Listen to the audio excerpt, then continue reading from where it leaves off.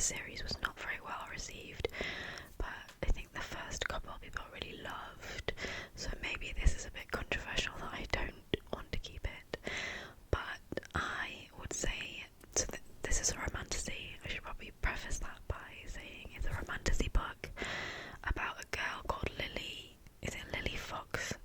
Evangeline Fox, and she, from memory, I think I read this a couple of years ago, from memory, there's some sort of situation where the guy that she likes or was going to marry ends up marrying her sister, and obviously that's not a great situation to be in. She ends up going to this other city, other place in the realm. There's some kind of like prince and looking for bride, I think. Maybe I should just read the back of this because I clearly have no memory of it. So we have the setup with the guy that she wants to marry, who's marrying her sister, and then it says, desperate to stop the wedding and heal her wounded heart, Evangeline strikes a deal with the charismatic but wicked Prince of Hearts. In exchange for his help, he asks for 3 kisses to be given at the time and place of his choosing. But after Evangeline's first promised kiss, she learns that bargaining with an immortal is a dangerous game, and that the Prince of Hearts wants far more from her than she pledged. He has plans for Evangeline, plans that will either end in the greatest happily ever after, or the most exquisite tragedy. So this book I really enjoyed to start with, and I actually pretty much enjoyed it quite a lot when I was reading it, but then afterwards I realised it had kind of left no real impression on me, hence why my memory of actually what happened was pretty terrible. And the main character I actually kind of found quite annoying. She's one of these people that just always just is complaining about being single, and I cannot be dealing with that. And then the like love interest, there's Prince of Hearts, who I think would be like the long-term series in love interest. He was pretty bland as well. I just didn't get that much oomph from this book. So although it was pretty enjoyable as I was reading it, overall it was just very average, very meh. And considering that I do know the ending of this trilogy is kind of disappointing, I've got no reason to read it, no reason to carry on. This was not enticing enough, under the knowledge that the next one or the next one after that is going to be bad. So I'm just going to get rid of it, despite it being a very beautiful book cover. Okay, that felt like a hot mess. So hopefully the next is going to be a little bit more coherent. I'm just going to pick one. Okay, this is Dark Places by Gillian Flynn. And there may be some dust hanging around in the air because, yeah, not great that it's been on the floor for a year. So this wasn't my book. I basically borrowed it from my mum. She hadn't read it, and when I was kind of talking to her about it, she was like, I don't think I want to read that, so just donate it. This is a thriller about a girl called Libby, who survived a horrible tragedy, a family massacre when she was younger, and the culprit, the one person who was accused of these brutal murders of her family, was her brother, who is currently in jail. So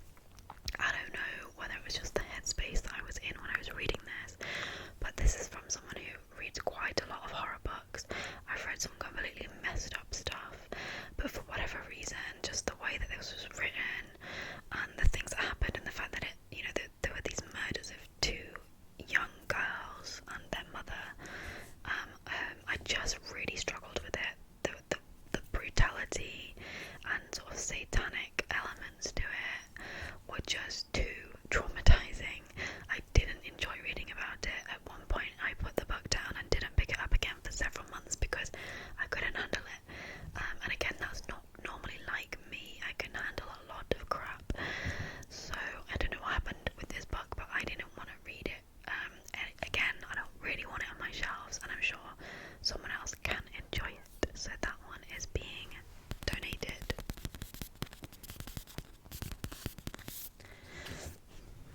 Okay, the next book is very different. This is A Witch's Guide to Fake Dating a Demon by Sarah Hawley.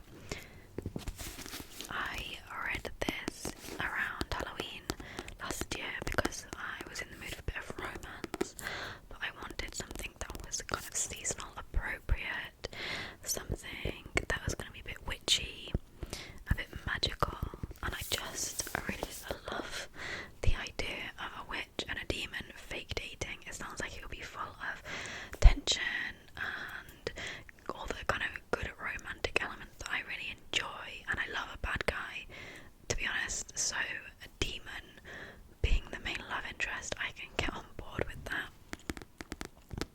But yeah, this book was just really, I found it really quite dull.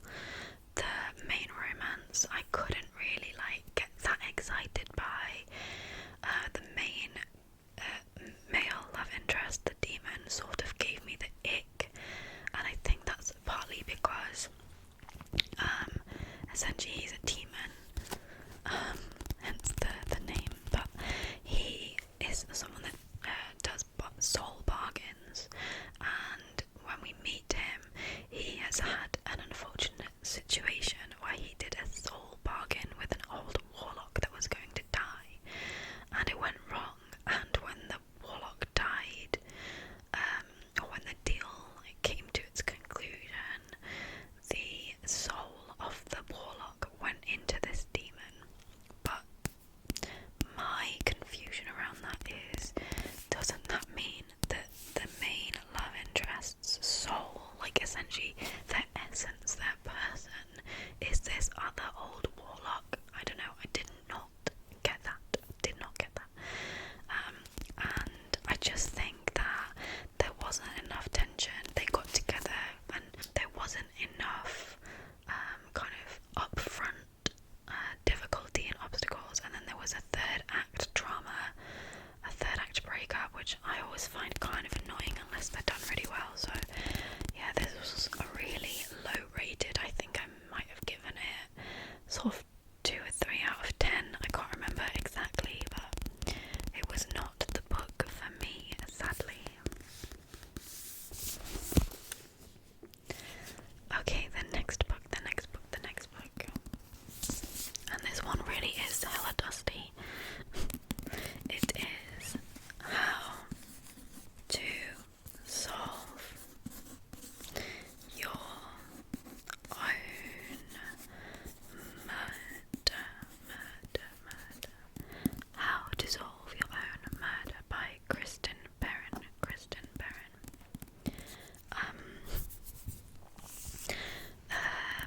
Thrillery murder mysteries, they're not really my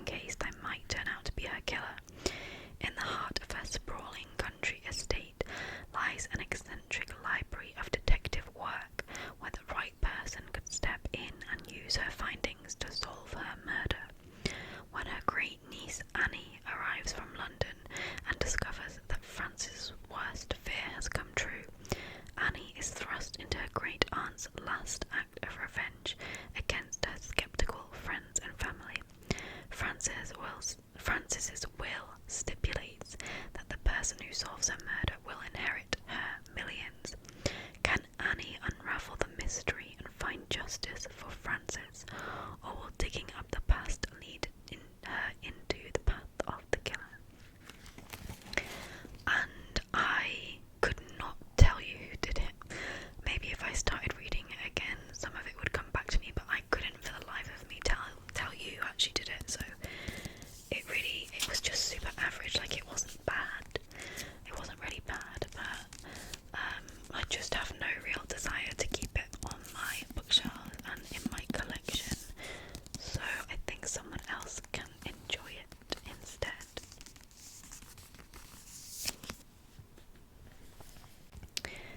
Okay, next up is White Teeth by Zadie Smith. I talked about this. I mean, I've talked about a lot of these already in various videos, but I talked about this in my 2025 wrap-up, where this was the most disappointing book I read last year. I had such high expectations for this. It's sort of a modern classic in terms of British literature, and it's been turned into TV series. I just think it's really well regarded, and I was excited to read it, but I just didn't enjoy the writing style. I didn't connect to the characters. It really was a drag to get through, and I was probably close to DNFing it. I actually did a soft DNF a few years ago, and then I came back to it last year in the hopes that I would get on better with it, and I just didn't. So this is a story following a couple of people's lives, and it follows their descendants as well. So we have Sam and Archie, I think, are the main characters in the kind of first generation, and it follows them. They get married, they have children, and it's just the story of their lives, dealing with things like feelings of belonging as someone who is like a first or second generation immigrant, dealing with family and friendship, and just felt like kind of a coming of age story as well with the second generation. It says it follows 3 families over 3 generations. I feel like I might have missed something in there because I don't really remember too much about the 3rd generation, which I think might be the one up from the one I'm remembering. But yeah, regardless, it was just a bit difficult to get through, and it was just not to my style in terms of how it's written. I think this was Zadie Smith's first novel, I want to say. I know she's written a few others since then, and I have heard that she wasn't like super happy with it, looking back on it, and is quite critical of it herself. So I would definitely be amenable to try some of her other work, but this one in particular just didn't get on with. I wonder if the TV series might be a bit better. I feel like it could kind of bring things to life a bit more. I mean, it is a beautiful edition. Sort of has this kind of tribal tattoo style book cover. Lovely.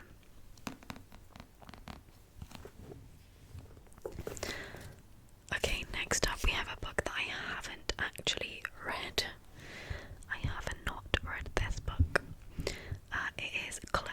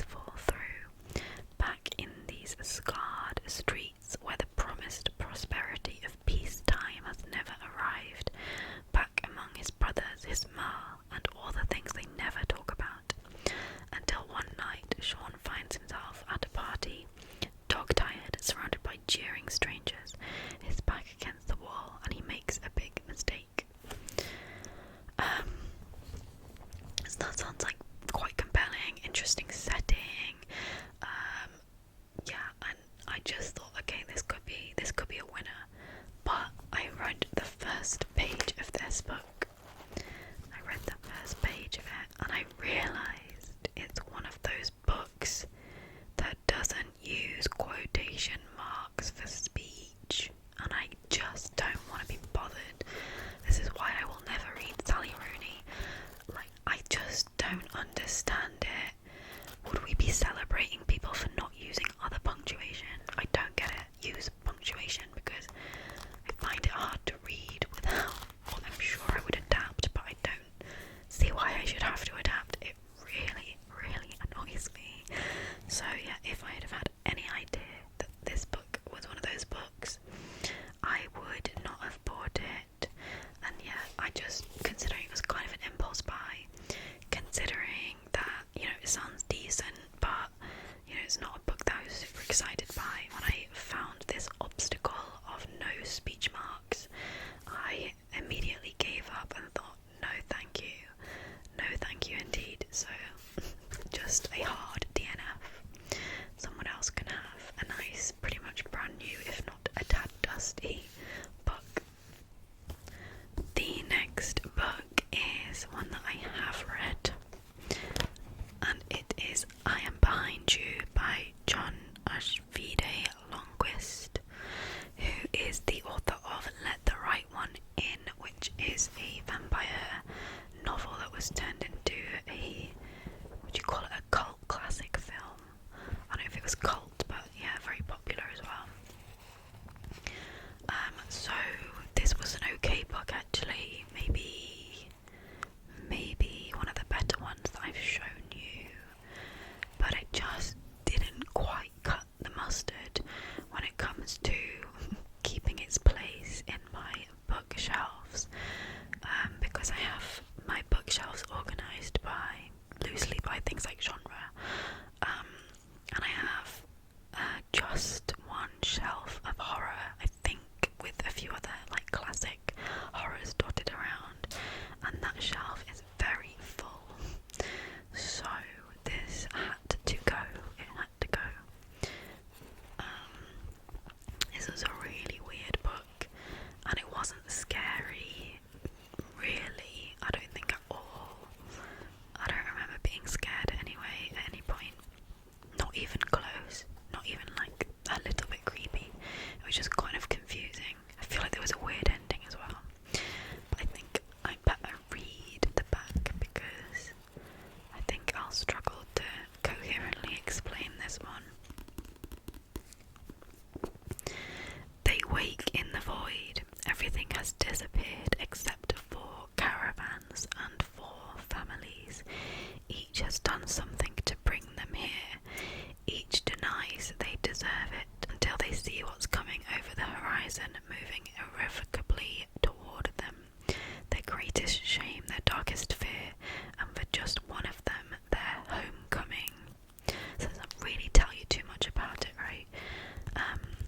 Basically there are these 4 families, and they are on a campsite, and then overnight they've gone to sleep, and they wake up the next day and everyone else has gone, and it's just them, and there is literally nothing else around them. The radios don't work, the telephones don't work, like everything has just disappeared, and it's just them. And they're basically in a kind of limbo, nether space, I guess.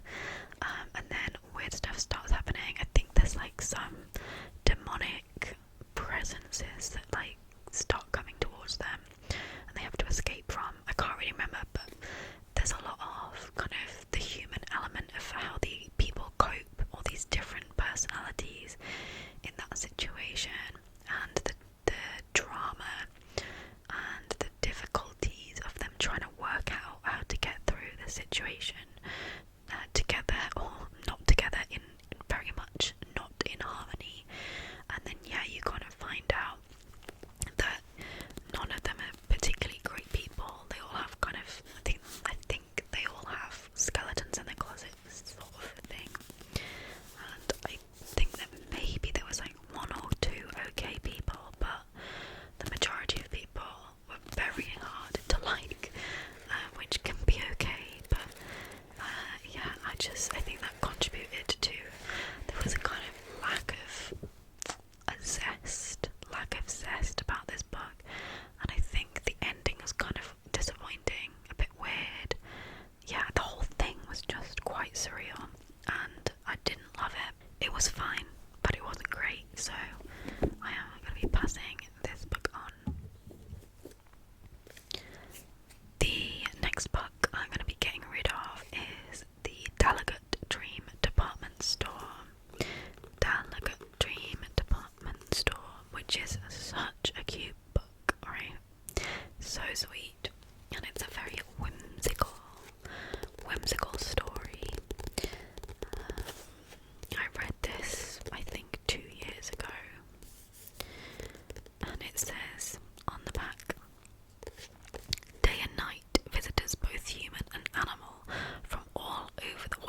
shuffle in sleepily in their pyjamas, lining up to purchase their latest adventure.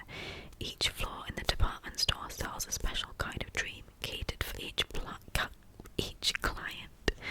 Meet Penny, an enthusiastic new hire, as she navigates the world within the famous Talcott Dream department store, along with the other salespeople led by the flamboyant owner, Talcott himself.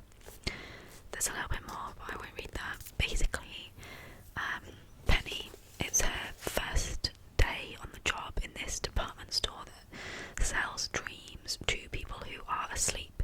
So in your sleep, you literally go to this department store, hence why it's all whimsical. And, you know, it was kind of cute, but it was so bland and boring. Like, there was barely any plot. It was just supposed to be a cozy, cute book, which I think is hard, really hard, to then make it a good book, because ultimately we have however many pages, 200 pages let's say.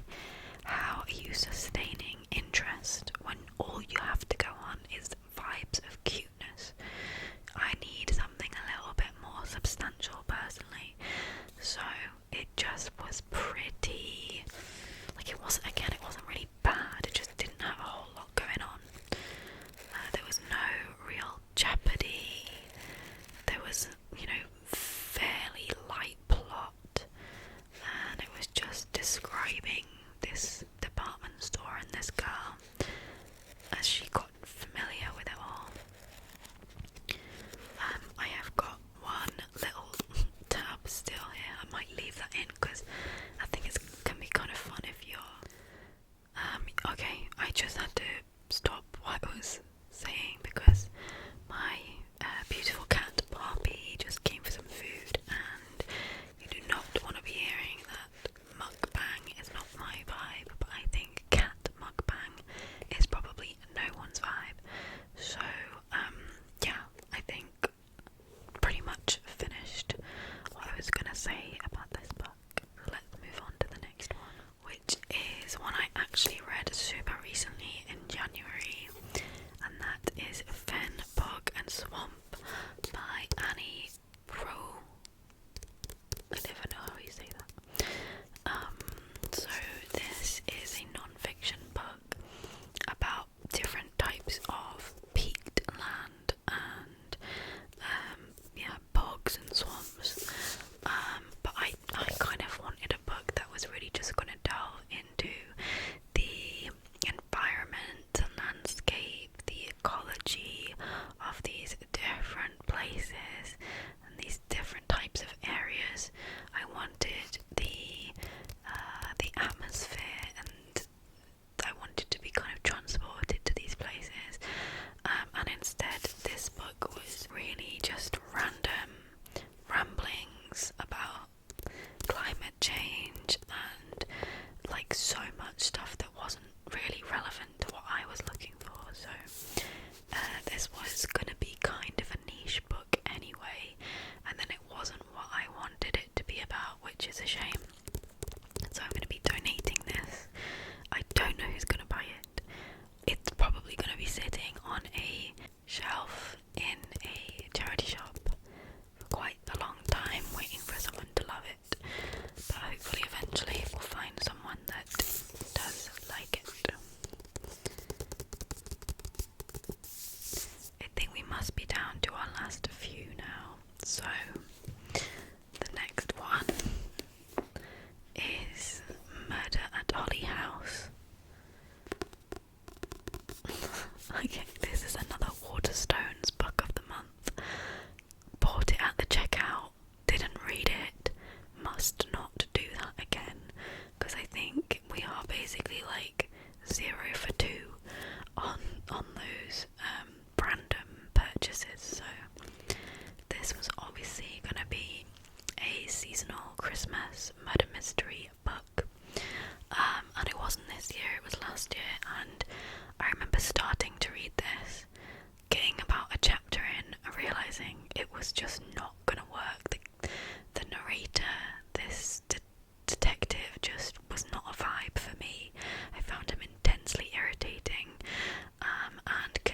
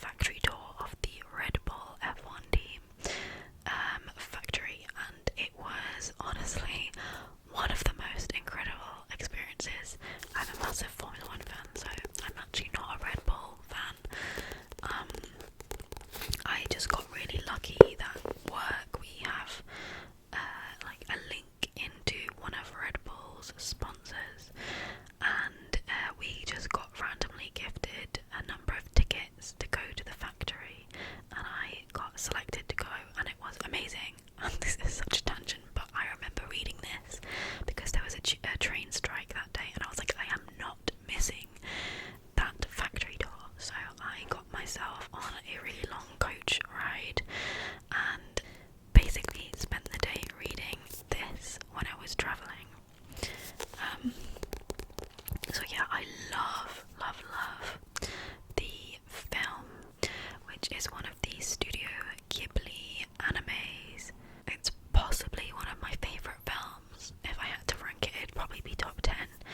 I think it's incredible. So having that high level of expectation and then reading this book, and they're so different, and I just felt like the film took every good thing about the book and just made it better, and then removed all the stuff that maybe wasn't quite as good. It transported it into like a new level of magical as well.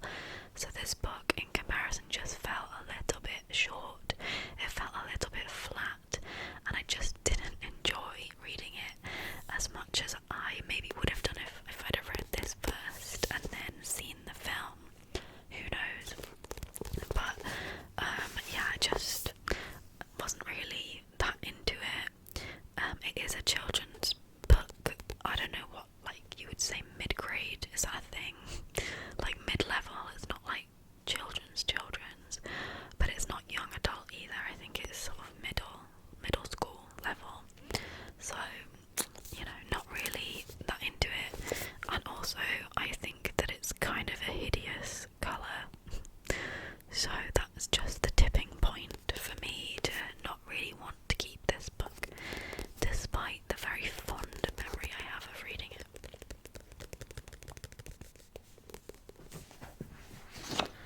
Second to last, our penultimate book is the Wind Up Bird Chronicle. The Wind Up Bird Chronicle by Murakami.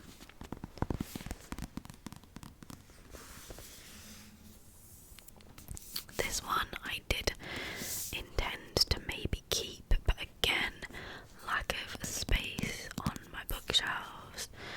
I also kind of hated this book, but I have a couple of other Murakamis, so I was just going to keep it together with those, even though I didn't love it.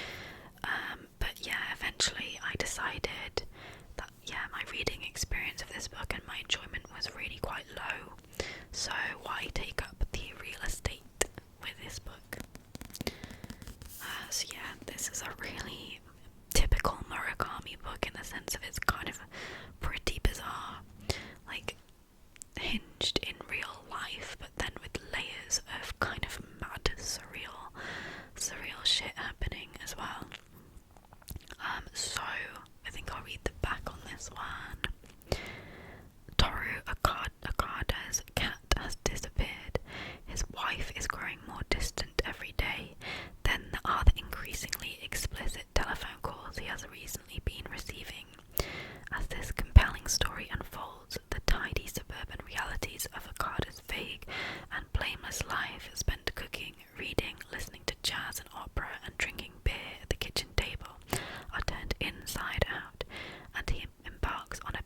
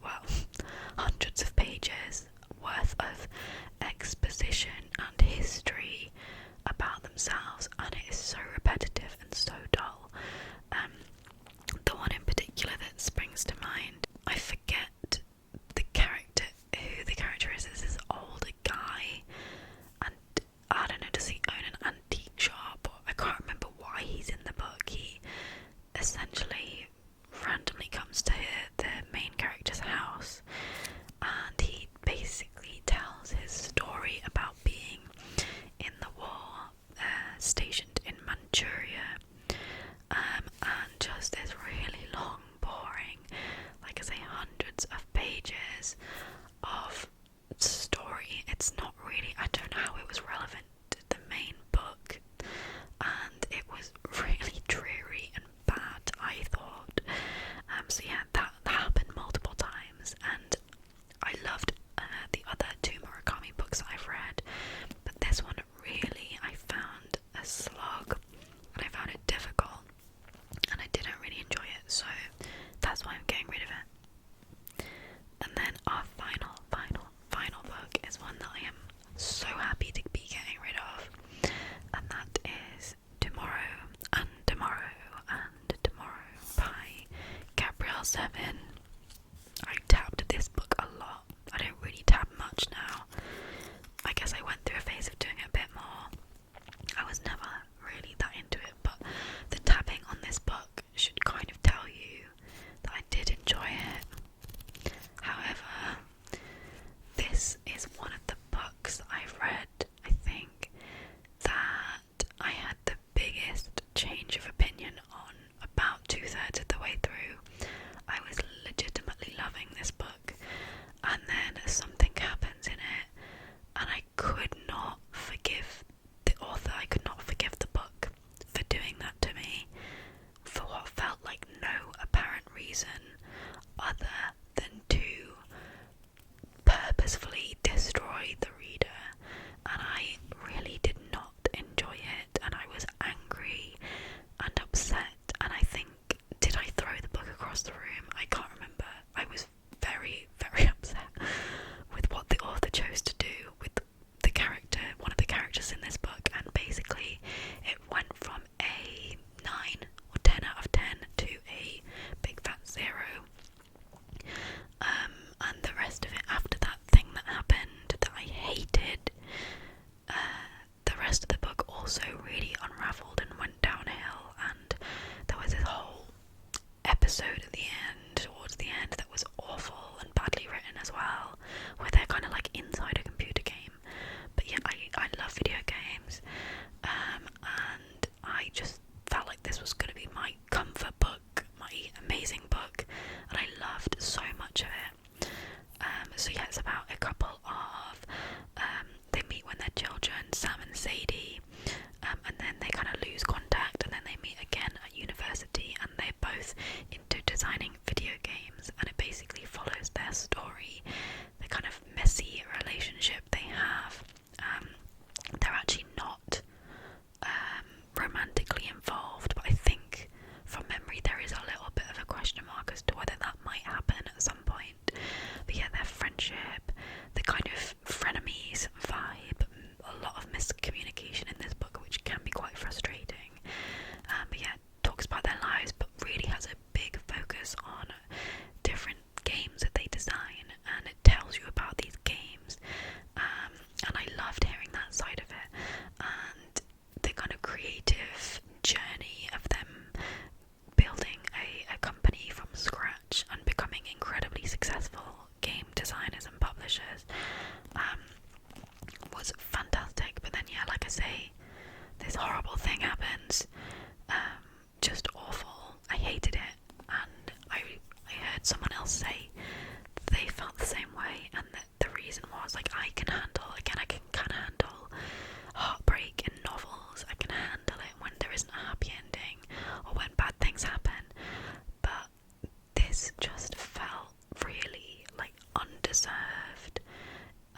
It really kind of came out of the blue. I think I realised at the end of the chapter before it happened there was a little hint of what was going to happen, and at that moment I just had this awful feeling, you know, like your heart literally sinks,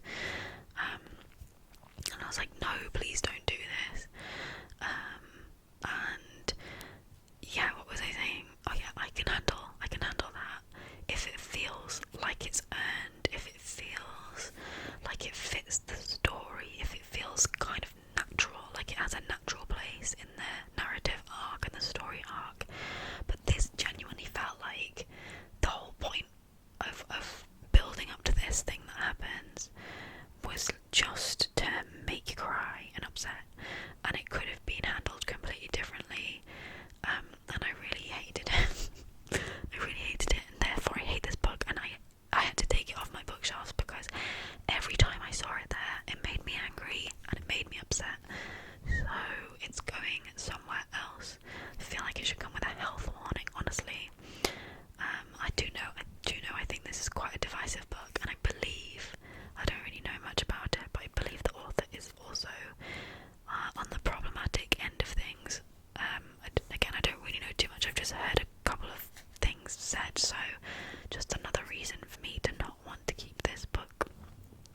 So yeah,